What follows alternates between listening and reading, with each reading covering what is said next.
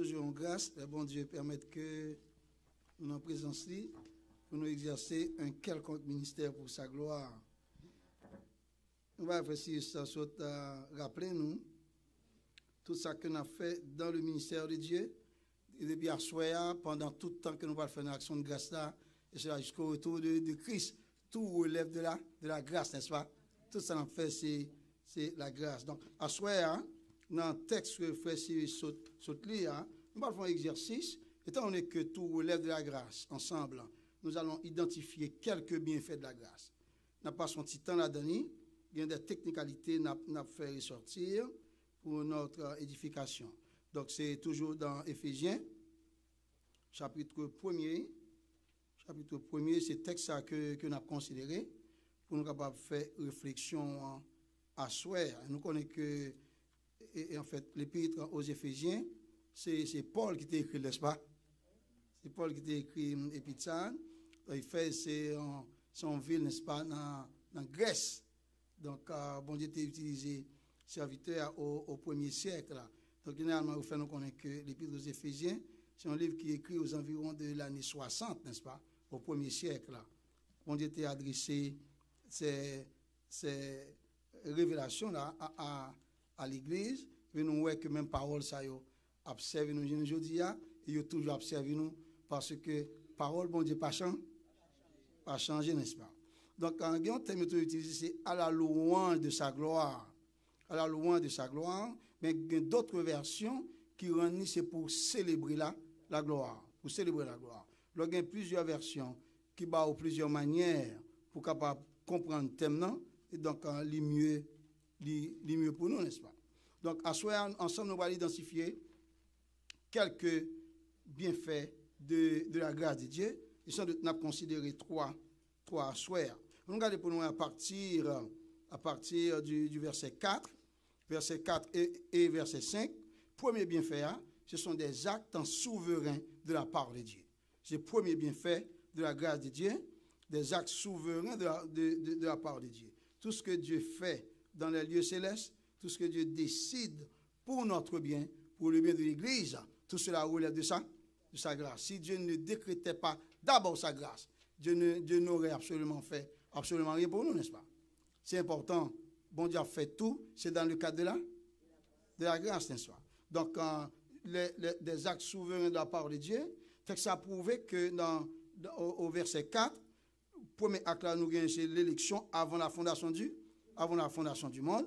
Et le texte fournit aussi la finalité de l'élection, c'est pour que nous soyons saints et irréprochables, irrépréhensibles devant lui. Un autre acte souverain, le texte parle de la prédestination, c'est prédestination dans l'amour de Christ, dans son amour, et l'objectif, c'est pour que nous soyons des enfants d'adoption. Donc, nous voyons que par quel moyen bon Dieu fait lui, c'est le bon plaisir de sa volonté, et bon Dieu encore, il y a une finalité, et c'est pour chaque acte souverain que bon Dieu posé.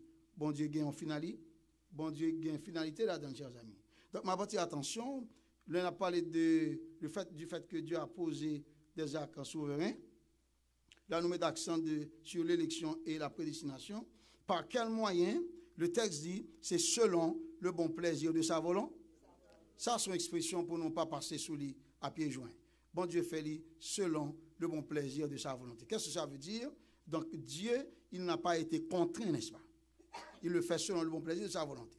Il pouvait choisir de ne pas le faire, ou de ne pas agir de la sorte. Bon, c'est son choix. Dieu a agi ainsi, n'est-ce pas? Le bon plaisir de sa volonté, Dieu, il n'a pas été contraint. Il a agi de son propre gré. À quelle fin? Le texte dit, c'est pour célébrer la gloire de sa grâce. C'est là ma vie avec nous. Ou bien à la louange de la gloire de sa grâce. En faut-il analyse sur tournure ça. La Bible dit à la louange de la gloire de sa grâce. Si on fait, par exemple, ça, normalement, si on est dans le cadre analyse grammaticale, nous avons dit par exemple, c'est quelle gloire, ça va dire c'est la gloire de sa grâce, n'est-ce pas? Ok? Donc, étudiant qui a étudié le livre grec, donc on est automatiquement, donc chaque mot ça, il n'y a pas dans même temps, n'est-ce pas? Donc on est dans le même cas, vous connaissez comment pour mettre les. Ça dit quelle gloire? C'est la gloire de ça? La gloire de sa grâce. Qu'est-ce que ça veut dire? Quand la Bible parle de la gloire, la Bible parle de la gloire de sa grâce, vous connaissez que la grâce vient avant la grâce. Vous comprenez ça? Il dit c'est la gloire de sa grâce. Regardez pour ça, bon Dieu a fait. Bon Dieu pose des actes souverains, c'est pour la gloire de sa grâce. Donc, si bon Dieu n'a pas décrété grâce, bon Dieu n'a pas posé acte ça. Et si bon Dieu n'a pas posé acte ça, et donc la grâce de Dieu, pas de gloire. C'est nous comprenons ça? Oui, c'est la gloire de la grâce. Regardez pour Jean bon Dieu estimé la grâce de Dieu, n'est-ce pas? Nous n'avons pas de mérite, certes, mais bon Dieu, parole, il y a un mérite, n'est-ce pas? Mérite là pas pour nous, mais mérite là pour bon Dieu. Et pour parole, bon, Dieu dit c'est la gloire de la grâce. Donc, la grâce, c'est le mot le plus fort, n'est-ce pas? C'est le mot le plus fort. Donc, la grâce de Dieu conduit à la gloire. Si nous avons établi un ordre de grandeur, texte dit c'est à la louange de la gloire de sa grâce. L'on établi ordre de grandeur, on va prendre à la fin pour venir au début. Il y a la grâce d'abord, ensuite il y a la gloire après, ensuite il y a la louange, n'est-ce pas? Donc, on ne peut pas louer bon Dieu pour ça bon Dieu a fait, si bon Dieu n'a pas décrété grâce, n'est-ce pas? Donc, nous comprenons que tout ça qu'on a fait en termes de louange, tout est inscrit dans le cadre de la grâce. Nous ne pouvons pas capable de servir bon Dieu, n'est-ce pas? Nous ne pouvons pas capable de servir bon Dieu. Le bon Dieu voit Jélichia ou un paquet de monde. Bon Dieu dit, oh, c'est le reflet de la grâce, n'est-ce pas? C'est parce que j'ai fait grâce qui fait que mon ici est capable de venir réunir pour adorer bon Dieu, n'est-ce pas? Est-ce que vous comprenez ça? Si bon Dieu n'a pas fait grâce, pensez qu'il va nous taper, n'est-ce pas? Donc, c'est le mot le plus fort, c'est la grâce, n'est-ce pas? Donc, et la grâce, on précision dit, la Bible dit pour célébrer la gloire de sa grâce dont il nous a favorisés dans le bien-aimé. Pas qui nous remplace le bien-aimé, c'est Jésus-Christ. Donc, la grâce que bon Dieu baille, c'est en Christ, n'est-ce pas? Donc, maintenant, si nous avons reconstitué chaîne, pardon, ici, au point de parler, je ne vais pas tolérer mon abdomen. Sauf que je ne vais pas citer, non. Les gens qui ont dormi, ils ne pas nier. OK? Donc, si nous avons essayé de reconstituer chaîne, avant nous te dit c'est grâce, gloire, la louange, n'est-ce pas? Étant donné que la grâce, n'est-ce pas, c'est en Christ, notre tête de liste, c'est Christ, grâce, gloire, ensuite louange, n'est-ce pas? Donc, on ne va pas louer, on va pas louer si Jésus n'est pas dans la vie, n'est-ce pas? Vous comprenez ça? Il faut nous veiller, il y a une différence entre fidèle l'église et observateur dans l'église. Parce que nous commençons à veiller, nous, car anciens, nous encore été au stade d'observateur, n'est-ce pas? Pour sortir dans le stade d'observateur, un mouvement loué fait, ou doit accepter Christ, n'est-ce pas? Ou pas venir, il ne peut pas sortir par qui?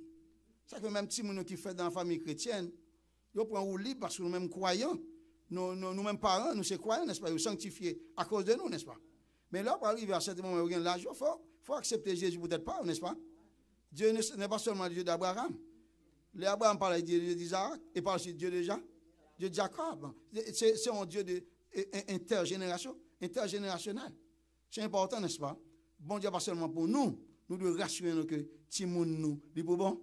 Il est pour bon Dieu. Ça fait dit bénédiction, il n'est pas seulement pour nous, et aussi pour descendants nous, en aussi grand nombre que bon Dieu est capable de pas oublier ça, chers amis. La grâce se trouve en Christ, n'est-ce pas? Donc, la raison suprême de tout ce qui existe est la gloire de sa grâce, n'est-ce pas? Oui, la raison suprême de tout ce qui existe, c'est la gloire de la grâce de Dieu. Chaque fois qu'on dit sa grâce, connaissez la grâce de Dieu, n'est-ce pas? C'est ça, bon Dieu fait. Et pour raison ça, en tant qu'enfant de Dieu, donc les chrétiens devraient faire tout ce qu'ils font, même des choses comme aussi ordinaires que manger et boire. Même bagage simple ça, manger et boire, ouais, son petit exercice journalier, n'est-ce pas? Qu'est-ce qui va manger? Je veux dire, tout le monde mange, n'est-ce pas? Moi, donc, si nous va manger chicken là, avant d'aller me faire bon Dieu, mettre mon sous, n'est-ce pas? Donc, même bagage ça, manger et boire, nous devons faire tout pour la gloire de Dieu. Et c'est bon Dieu qui permet que nous mangions. Toutes sortes de manger, tout ça n'a fait. C'est le contexte de la grâce. Pas j'oublie ça. Il y a un mot qui est plus fort dans la Bible. C'est la grâce, n'est-ce pas? C'est grâce qui fait bon Dieu joindre nous, n'est-ce pas?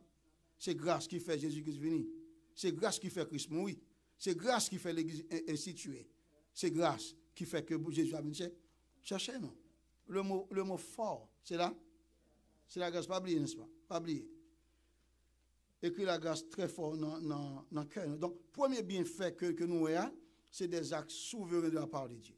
Nous citons actes, par quel moyen bon Dieu a accompli, et pour qui ça, bon Dieu a accompli. Donc, deuxième bienfait au verset 7, le texte a dit, en lui, c'est en Christ, nous avons la rédemption par son sang, le pardon des péchés, selon la richesse de sa grâce. Moi, mais ça, nous souhaitons la gloire de sa grâce.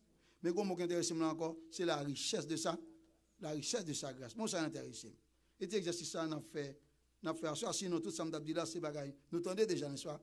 Nous tendez déjà. Cet exercice, ça, bon Dieu, vous me faire pour nous asseoir. Donc, nous tous connaissons, nous tous esclaves du péché. Et c'est vrai? Nous tous esclaves du péché, n'est-ce pas? Nous étions tous esclaves du péché. Donc, puisque nous étions esclaves du péché, nous étions sans Dieu et sans espérance.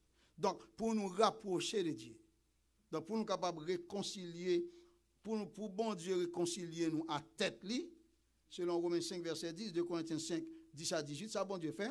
Donc, une transaction était nécessaire au marché du péché. Une transaction était nécessaire. Donc, cette transaction est coûteuse, n'est-ce pas?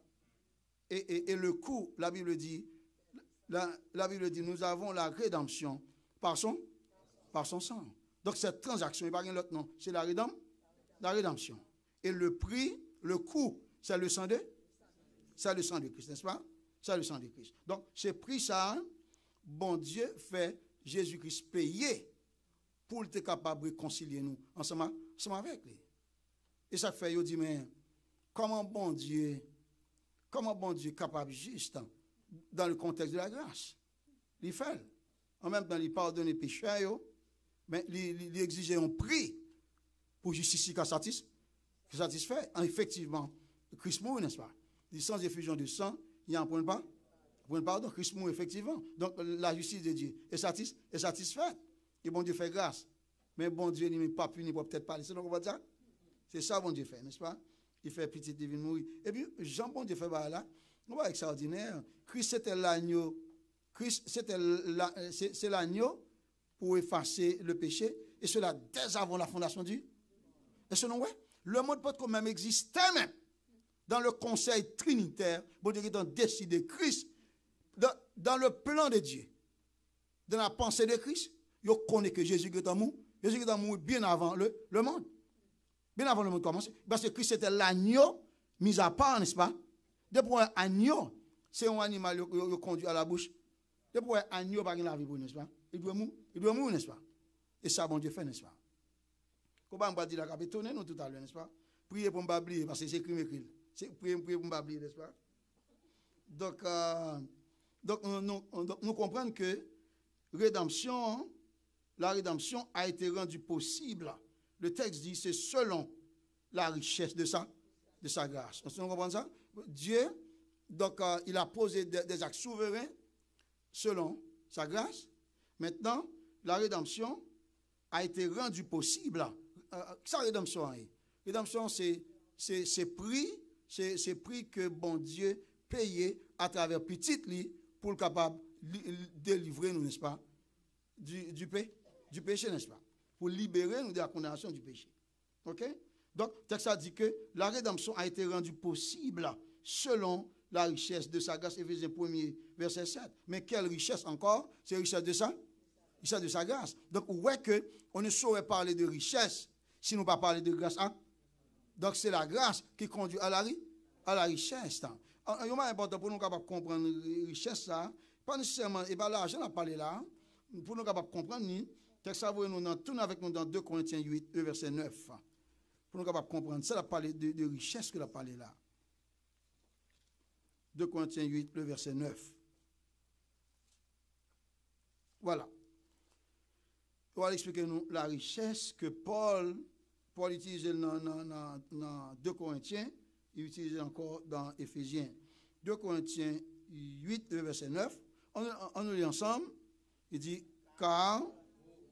Mhm. Mhm. Mhm.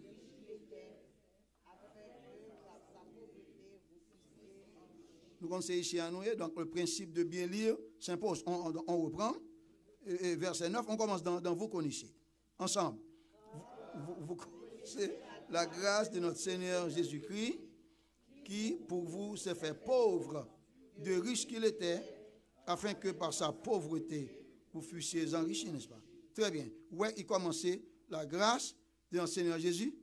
Jésus-Christ, n'est-ce pas? Ouais, la grâce ne vient pas seulement du Père, mais la grâce vient aussi du Fils, n'est-ce pas? Et plus tard, on lit, la grâce vient aussi du Saint-Esprit. C'est la contribution de chaque personne du conseil trinitaire dans l'œuvre salvifique, n'est-ce pas? Il dit, car vous connaissez la grâce de notre Seigneur Jésus-Christ, qui pour vous s'est fait pauvre, de riche qu'il était. L'heure vient avec expression riche et pauvre, ce n'est pas des concepts économiques, mais c'est surtout une position qu'il gagne. Leur parle de Christ était riche, la Bible a fait référence à sa position de préexistence. Bien avant que Christ vienne sur la terre, il existait. La parole était avec Dieu. Et la parole était Dieu. Christ était là bien avant, n'est-ce pas? Donc, ça c'est l'on parle de la richesse de Christ. Où est sa préexistence? Où est son éternité? Ça c'est richesse, n'est-ce pas? Sa pauvreté.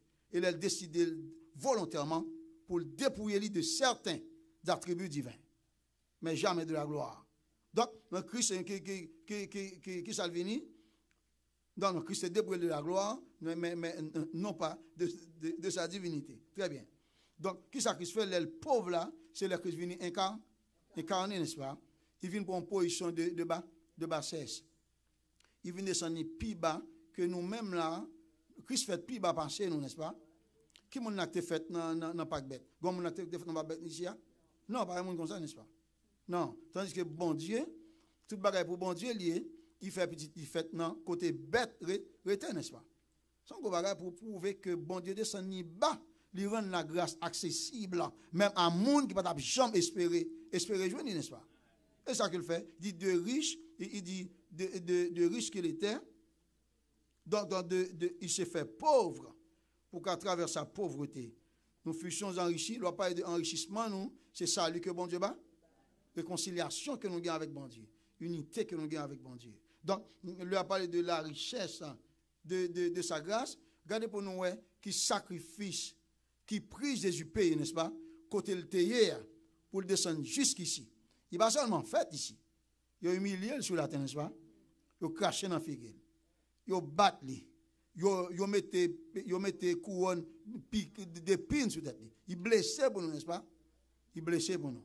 Et tout cela, c'était la volonté de Dieu, n'est-ce pas? Donc, ouais que le bon Dieu a décidé souverainement, nous voilà, n'est-ce pas? Mais dans la rédemption, bon Dieu a associé là avec nous, n'est-ce pas? Il a associé là avec nous pour l'Église, il est capable de prendre corps, n'est-ce pas? Et ça, c'est ça que bon Dieu fait. Nous apprenons que, en parlant de la rédemption, Paul mentionnait deux aspects particulièrement importants. Il y a un aspect qui est ôté par le pardon des péchés, et nous venons l'autre encore. Regardez dans verset 7, texte en précision. Il dit qu'en lui, nous avons la rédemption par son sang. Le pardon des péchés, c'est à cause de la rédemption, n'est-ce pas? Ou bien le pardon, c'est à cause de la rédemption, n'est-ce pas? À cause de la rédemption. Et puis plus tard, texte après dit que Dieu a répandu abondamment sur nous par toute espèce de sagesse et d'intelligence. Pour mon Dieu, deux mots ça parlent du même bagage. Ces deux thèmes sont distincts, mais complémentaires. Ils parlent du même bagage. Si on dit du même bagage, bon Dieu pas mettre et, n'est-ce pas? Il t'a dit où, ok? Bon Dieu mettre et, c'est précision. Bon Dieu bail pour aider nous à scruter, pour nous connaître exactement ça veut dire. Il dit quelque chose nous est ôté par le pardon des péchés qui s'allie.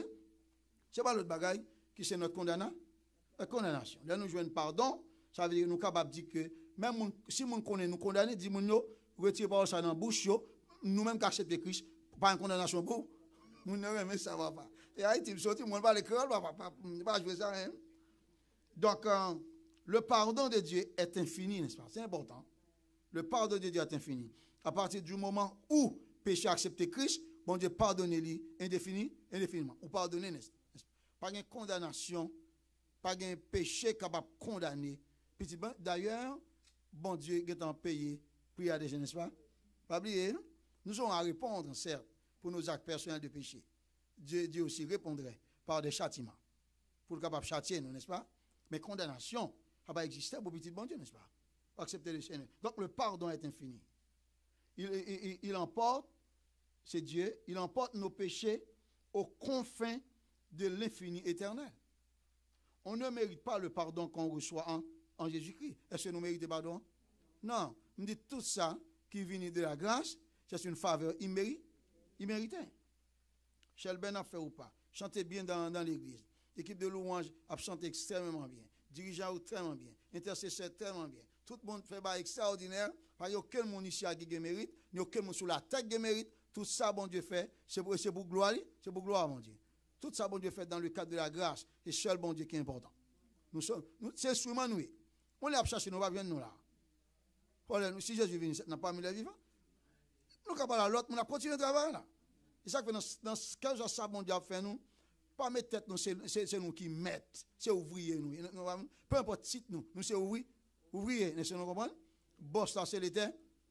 Pas oublier. L'éternel établit petit boss sur la terre. L'éternel établit des patrons sur la terre, mais ce sont des patrons sur balle. Mais le patron souverain, c'est l'éternel. C'est l'éternel. C'est la raison pour laquelle tout ça qu'on a fait ici-bas, il y a des bons dieux pour nous faire le bien. Mais nous connaissons que mais après nous, ce n'est pas la fin, n'est-ce pas? Après nous, bon Dieu, quand encore il y a d'autres serviteurs et servantes pour continuer le travail, chaque fait important dans le ministère, nous devons penser à la relève, n'est-ce pas? Nous devons penser à la relève. Donc, c'est ça, bon Dieu veut, n'est-ce pas? La relève pour assurer la continuité du ministère. Donc, et nous comprenons que tout le monde, femme tant que garçon, tous les pécheurs de toute catégorie incluse. Donc, qui ont Jésus-Christ ou qui sont en Jésus-Christ ont été libérés du péché. Regardez précision, hein? Libérés du péché dès maintenant et pour l'éternité. C'est belle bagaille. Vous libérez du péché à partir du moment où vous acceptez le Seigneur. Et cela jusqu'à la fin. Êtes-vous en Jésus-Christ, chers amis? Avez-vous vraiment été libérés? Gloire à Dieu, gloire à Dieu. Donc, nos péchés, à cause de l'œuvre de la rédemption, à cause du pardon des péchés, donc nos péchés passés, présents et à venir sont pardonnés à cause du nom de Christ. 1 Jean chapitre 2, verset 12, Ephésiens 4, verset 32, Colossiens 2, verset 13. Mais ça ne m'a pas dit qu'à étonner nous. Ces péchés ont été pardonnés longtemps avant que nous ne les commettions. Bon, vous prendre ça. Nos péchés passés, présents et à venir sont pardonnés à cause du nom de Christ, n'est-ce pas? On va nous référer ça. Et ces péchés ont été pardonnés longtemps avant que nous ne les commettions et ils le resteront pour toujours. Ça veut dire que comment nous sommes capables de dire que un péché futur est déjà pardonné dans le sang de Christ? Regardez pour nous l'efficacité du sang de Christ. Regardez pour nous également la présence de Dieu. Disposition que bon Dieu prend pour le monde, que bon Dieu fait grâce pour paraître propre devant bon Dieu, n'est-ce pas? Ça fait Jésus l'a présenté l'église, il doit présenter l'église sans taille devant bon Dieu, n'est-ce pas? Une ride sans rien de semblable, n'est-ce pas? Et ça qu'il dit, vous comprenez ça? Et il doit présenter l'église irréprochable devant papa. C'est une belle bagarre, n'est-ce pas? Nous avons des défauts, nous avons rempli des défauts sur la terre. Mais là, Christ va le présenter, nous n'avons pas défauts. Donc, on voit que on travaille d'épuration la fin dans nous. Il faut que Christ fasse travail ça. Donc, nous-mêmes, nous avons contribué, n'est-ce pas? Nous avons une propre contribution. Nous disons que deux aspects particulièrement importants que Paul t'a mentionné, il a parlé de la rédemption. Il dit, premièrement, il va une précision, quelque chose dont nous est ôté par le pardon des péchés. Deuxièmement, l'autre bagarre là, il dit nous, et quelque chose nous est donné, texte ça vient avec sagesse et intelligence, au verset 8. Il vient avec sagesse et intelligence. Très bien, bon, on va un petit temps sur ça. Sagesse et intelligence, c'est deux concepts distincts, mais complémentaires. L'intelligence, tenez bien, l'intelligence, c'est la capacité à comprendre, apprendre et résoudre des problèmes. Ça, c'est l'intelligence. Capacité à comprendre, apprendre et résoudre des problèmes. C'est normal. Parce que du latin, on a intelligentsia, ou bien verbe intelliger signifie comprendre. C'est normal. Donc, si on ne comprend absolument rien, donc on n'a aucune compréhension. Vous comprenez ça? De pour comprendre, de pour comprendre, de pour gagner intelligence, de pour pas comprendre, on manque d'intelligence, n'est-ce pas? Si on se met d'intelligence sur une action, il faut qu'on comprenne, il faut qu'on apprenne, il faut qu'on résoudre des problèmes. On peut voir que l'intelligence est innée, non? Nous fait avec intelligence, n'est-ce pas? Donc, bon, vous reprenez, l'intelligence est la capacité à comprendre, à apprendre et à résoudre des problèmes, tandis que la sagesse est la capacité à faire preuve de discernement, à prendre de bonnes décisions et à agir avec le bon sens, souvent basé sur l'expérience et la connaissance. Ouais, et ce nous est, qu'il ou ses capacités pour capable comprendre, l'autre là lui-même limite dans le niveau de prise de décision. Donc, ouais, au complémentaire, comment on prend une bonne décision si on ne pas comprendre, n'est-ce pas? Ouais, qu'on a besoin de bonne compréhension hein, pour décision capable ainsi, ouais, que est complémentaire. L'autre arrivé là et puis l'autre là, n'est-ce pas? Les deux, ils font chemin ensemble. Ils ne s'excluent pas. Mais ils ont besoin de l'autre. En d'autres termes, l'intelligence est souvent associée à la capacité de traiter et d'assimiler les informations, tandis que la sagesse est liée à l'application de ces connaissances de manière judicieuse et à la compréhension profonde des situations. De pour une sagesse ou une application, n'est-ce pas? Une application, n'est-ce pas? C'est ça, bon Dieu, plus besoin ici. Intelligence, ça, nous déjà. Bon Dieu, besoin de ça. Intelligence, ça, il est dans nous, tandis que sagesse, là, la sagesse s'acquiert par l'expérience. Bon Dieu, nous intelligence, ça déjà. Et sagesse, ça que le besoin, là, nous venons ici, dans la caille, nous, dans le foyer, nous, dans le côté de notre travail, pour ne pas déclarer nous des personnes non grata. On vous a vu des gens indésirables, n'est-ce pas? Donc, c'est ça, bon Dieu voulait. Troisième bienfait, hein, c'est au verset 9 et verset 10. Le texte a dit, parlant de Christ, il nous a fait connaître le mystère de sa volonté selon le bienveillant dessein qu'il avait formé en lui-même, verset 10, pour le mettre à exécution lorsque les temps seraient accomplis de réunir toutes choses en Christ, celles qui sont dans les cieux et celles qui sont sur la terre. Donc, troisième bienfait, c'est la révélation de la volonté de Dieu. C'est important, n'est-ce pas? La révélation de la volonté de Dieu. Il nous a fait connaître le mystère de sa volonté. Le mystère de sa volonté. Mystère, normalement, dans la Bible, dans les Saintes Écritures, un mystère, c'est une vérité cachée auparavant que Dieu révèle en partie dans le temps présent, n'est-ce pas? Dans le temps présent. Le bon Dieu révèle, il permet que nous comprenions. C'est ça que fait dans Deutéronome, il fait connaître que les choses cachées sont à, et celles qui sont révélées sont à nous. Aussi longtemps que bon Dieu révèle les paroles, c'est parce que il voulait pour nous capables apprendre, pour nous capables connaître, chers amis. Le mystère de la volonté, c'est que ça fait nous connaître le mystère voulu de Dieu. C'est la décision que bon Dieu prend lui-même, n'est-ce pas? Salut éternel en Christ, qui lui-même qui doit commencer par le grand mystère de la piété. Le mystère de la piété, c'est ça où l'heure de Christ manifesté en chair. C'est le mystère de la piété que nous voyons ça très bien dans Éphésiens 1er, verset 10. Bon Dieu fait nous connaître le mystère ça. Cela suppose les moyens extérieurs de la connaissance et l'illumination intérieure par le Saint-Esprit. Ces deux éléments-là, c'est encore ces résultats que la Bible dit selon le bon plaisir de la volonté de Dieu. Le bon Dieu permet que nous capables de comprendre le mystère à travers nos connaissances extérieures, pour nous capables de permettre de nous comprendre le mystère tout, par l'illumination intérieure du Saint-Esprit. Bon Dieu veut faire que nous-mêmes, vraiment ensemble avec vous, nous connaissons volonté. Si nous ne connaissons pas volonté bon Dieu, comment nous allons faire plaire bon Dieu, n'est-ce pas? C'est important, nous devons connaître volonté bon Dieu, pour nous prier, pour prier nous capables de passer, n'est-ce pas? Nous avons conseil, pour conseil aux capables salutaires. Nous nous réunir. Pour ces bons fonds de monde qui réunit, tandis que bon Dieu pas là, n'est-ce pas?